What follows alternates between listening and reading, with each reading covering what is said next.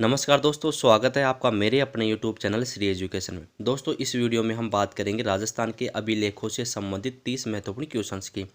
और दोस्तों, इसके अलावा बाकी 50 महत्वपूर्ण क्वेश्चंस पिछले वीडियो में हम कवर कर चुके हैं। तो चलिए दोस्तों, शुरू करते हैं। आज का पहला क्वेश्चन है, मेवाड़ महाराणाओं की वंशावली को विशुद्ध रूप से जानने का महत्वपूर्ण साधन है। कुंभलगढ़ प्रशस्ति, राज सिंह प्रशस्ति, राय सिंह प्रशस्ति, जगन्नाथ प्रशस्ति। तो दोस्तों, इसका राइट आंसर है ऑप्शन ए, यानी कि कुंभलगढ़ प्रशस्ति। ठीक है। कुंभलगढ़ प्रशस्ति के प्रशस्तिकार कौन थे? देपाक, कृष्ण भट्ट, जैन मुनि जेता, कवि महेश। तो दोस्तों, कुंभलगढ़ प्रशस्ति के प्रशस्तिकार थे कवि Mahesh. Option D right answer. निम्न में से किस प्रशस्ति में बापा रावल को विप्रवंशीय ब्राह्मण बताया गया है? एकलिंग, कुंभलगढ़, विजय स्तंभ, जगन्नाथ। तो दोस्तों, इसका राइट आंसर है ऑप्शन बी, यानी कि कुंभलगढ़ प्रशस्ति में बापा रावल को ब्राह्मण बताया गया है। किस अभिलेख में कछवाहा वंश को रघुवंश तिलक कहकर संबोधित किया गया है? बरबत का लेख, बेडवास का लेख, आमेर का लेख, इनमें से कोई नहीं। तो दोस्तों, इजी क्वेश्चन है, इसका राइट आंसर होगा ऑप्शन सी, यानी कि आमेर के लेख में कछवाहा वंश को रघुवंश तिलक कहकर संबोधित किया गया है। जगन्नाथ राय प्रशस्ति उदयपुर के प्रशस्तिकार कौन है? महेश भट्ट, कृष्ण भट्ट, देपाक, जेता। तो दोस्तों, जगन्नाथ राय प्रशस्ति उदयपुर के प्रशस्तिकार है Krishna Bhatt. Option B right answer होगा। राज सिंह प्रशस्ति राजसमंद के प्रशस्तिकार कौन थे? महेश भट्ट, कृष्ण भट्ट, रणछोड़ भट्ट, तेलंग, जेता। तो दोस्तों, राज सिंह प्रशस्ति सबसे बड़ी प्रशस्ति है और इनमें सबसे बड़ा नाम है रणछोड़ भट्ट तेलंग का। ठीक है। तो इसका राइट आंसर है ऑप्शन सी, यानी कि राज सिंह प्रशस्ति के प्रशस्तिकार है रणछोड़ भट्ट तेलंग। राज सिंह प्रशस्ति विश्व की सबसे बड़ी प्रशस्ति है। यह कितनी शिलाओं पर उत्कीर्ण है? 9, 19, 23, 25। तो दोस्तों, राज सिंह प्रशस्ति 25 बड़ी शिलाओं पर उत्कीर्ण की गई थी। इसमें 24 सर्ग और 1106 श्लोक है। किस शिलालेख में राजा हमीर को विषम घाटी पंचानन कहा गया है? कुंभलगढ़, घटियाला, चीरवा, कीर्ति स्तंभ। तो दोस्तों, इसका राइट आंसर है ऑप्शन ए, यानी कि कुंभलगढ़ शिलालेख में महाराणा कुंभा ने विषम घाटी पंचानन की संज्ञा दी है। किसे? राजा हमीर को। नागभट्ट प्रतिहार के बुच कला अभिलेख का प्राप्ति स्थल है? Sambar, Jobner, Bilara, Osian.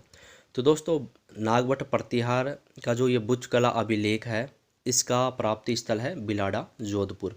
Option C right answer होगा। नाथ प्रशस्ति 971 ईस्वी, जिसमें बापा रावल एवं गोहिल वंश का वर्णन है, का प्राप्ति स्थल है? बिलाडा, जोधपुर, हर्ष पहाड़ी सीकर, बड़वा कोटा, लकुलिश मंदिर, उदयपुर। तो दोस्तों, नाथ प्रशस्ति का प्राप्ति स्थल है लकुलिश मंदिर, उदयपुर। किस अभिलेख में चौहानों का वंश कर्म एवं उनकी उपलब्धियों का वर्णन है? एकलिंग प्रशस्ति, आमेर प्रशस्ति, चीरवा शिलालेख, हर्षनाथ अभिलेख। तो दोस्तों, इसका राइट आंसर है ऑप्शन डी, यानी कि हर्षनाथ अभिलेख में। ये क्वेश्चन पिछले वीडियो में भी देख लिया था हमने। चौहानों का वंश कर्म एवं उनकी उपलब्धियों का वर्णन है हर्षनाथ अभिलेख में। किराडू अभिलेख 1161 ईस्वी का प्राप्ति स्थल है? जोधपुर, बाड़मेर, पाली, जालोर। तो दोस्तों, किराडू अभिलेख का प्राप्ति स्थल है बाड़मेर। ठीक है। इसमें परमारों का वंश कर्म दिया गया है और परमारों की उत्पत्ति गुरु वशिष्ठ के आबू के यज्ञ से मानी गई है। कौन से शिलालेख में? किराडू के शिलालेख में। कौन सा अभिलेख गुहिल वंश से संबंधित नहीं है? रायसिंह प्रशस्ति, समिदेश्वर मंदिर प्रशस्ति, रणकपुर प्रशस्ति, जगन्नाथ प्रशस्ति। कौन सा अभिलेख गुहिल वंश से संबंधित नहीं है दोस्तों? इसका राइट आंसर है ऑप्शन ए, यानी कि रायसिंह प्रशस्ति ये राठौड़ वंश से संबंधित है। ठीक है। तो ऑप्शन ए राइट आंसर होगा। रायसिंह प्रशस्ति में राव बीका से लेकर राव रायसिंह तक के शासकों का उपलब्धियों का वर्णन है। इसका प्राप्ति स्थल है बीकानेर, बाड़मेर, गंगानगर, हनुमानगढ़। तो दोस्तों, रायसिंह प्रशस्ति में राव बीका से लेकर रायसिंह तक के शासकों की उपलब्धियों का वर्णन है। इसका प्राप्ति स्थल है Bikaner. Option A right answer. किस प्रशस्ति में बापा के संन्यास लेने का उल्लेख है? विजय स्तंभ, कुंभलगढ़, एकलिंग, इनमें से कोई नहीं। तो दोस्तों, बापा के संन्यास लेने का उल्लेख कौन सी प्रशस्ति में है? एकलिंग शिलालेख में। ठीक है। Option C right answer. निम्न में से कौन सा सही सुमेलित नहीं है? अभिलेख प्राप्ति स्थल? बरनाला लेख जयपुर, चाटसू अभिलेख जयपुर, राजौरगढ़ अभिलेख अलवर, हस्तिकुंड अभिलेख सवाई माधोपुर। कौन सा सुमेलित नहीं है? ऑप्शन डी राइट आंसर है। जो हस्तिकुंड अभिलेख है दोस्तों ये मिला है बीजापुर से, ठीक है, बीजापुर के मंदिर से। तो इसका राइट आंसर होगा ऑप्शन डी, बाकी सभी सुमेलित है। राजस्थान में संस्कृत का प्राचीनतम अभिलेख कहाँ से प्राप्त हुआ है? नांदसा, पुष्कर, बयाना, घोसुंडी। तो दोस्तों पिछली वीडियो में देख लिया था, इसका राइट आंसर है ऑप्शन डी, यानी कि घोसुंडी अभिलेख से घोसुंडी जो अभिलेख है वो राजस्थान में संस्कृत का प्राचीनतम अभिलेख माना जाता है। कौन सा अभिलेख महाराणा कुंभा के लेखन पर प्रकाश डालता है? कुंभलगढ़ शिलालेख, कीर्ति स्तंभ प्रशस्ति, जगन्नाथ राय सिंह प्रशस्ति, राज सिंह प्रशस्ति।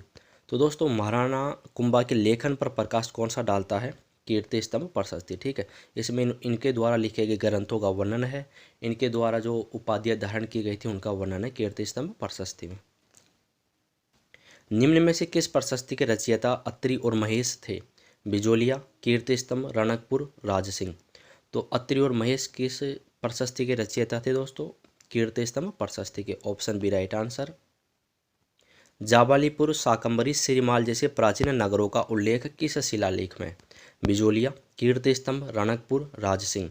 तो दोस्तों इसका राइट आंसर है ऑप्शन ए, यानी कि बिजोलिया शिलालेख में। अगर दोस्तों ये 80 महत्वपूर्ण क्वेश्चन आप कंप्लीट कर लेते हो तो आपको शिलालेख अभिलेख पढ़ने की आवश्यकता नहीं पड़ेगी, ये मेरा दावा है, ठीक है। आबू के अभिलेख के लेखक कौन है? शुभचंद्र, पार्श्वचंद, कर्मचंद, दीपचंद। तो आबू के अभिलेख के लेखक है दोस्तों शुभचंद्र, ठीक है। ऑप्शन ए राइट आंसर होगा। बड़वा ग्राम से प्राप्त यूप स्तंभ अभिलेख किस वंश से संबंधित है? प्रतिहार, मौखरी, गुप्त वंश, मौर्य। तो बड़वा ग्राम कहाँ है? कोटा में।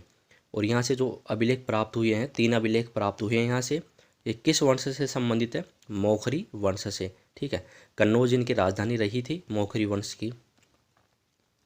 बरली स्टोन एपिग्राफ शिलालेख चिन्हित किया गया है? संस्कृत पांडुलिपि में, प्राकृत पांडुलिपि में, ब्राह्मी पांडुलिपि में, खरोष्टी पांडुलिपि में। तो दोस्तों बरली का जो शिलालेख है ये चिन्हित किया गया है कौन सी लिपि में? ब्राह्मी लिपि में। ऑप्शन सी राइट आंसर होगा। बिजोलिया शिलालेख किस चौहान नरेश के काल का है? सोमेश्वर, पृथ्वीराज, अजयराज, हरिराज। तो दोस्तों बिजोलिया शिलालेख किस चौहान नरेश के काल का शिलालेख है? सोमेश्वर चौहान का। किस शिलालेख या प्रशस्ति में मुगल मेवाड़ संधि का वर्णन है? कुंभलगढ़, राज सिंह, कीर्ति स्तंभ, जगन्नाथ। तो दोस्तों इसका राइट आंसर है ऑप्शन बी, राज सिंह प्रशस्ति में मुगल मेवाड़ संधि का वर्णन है। राज प्रशस्ति का काल है 1652 ईस्वी, 1576 ईस्वी, 1676 ईस्वी, 1439 ईस्वी। तो दोस्तों इसका राइट आंसर है ऑप्शन सी, यानी कि 1676 ईस्वी इसका काल है।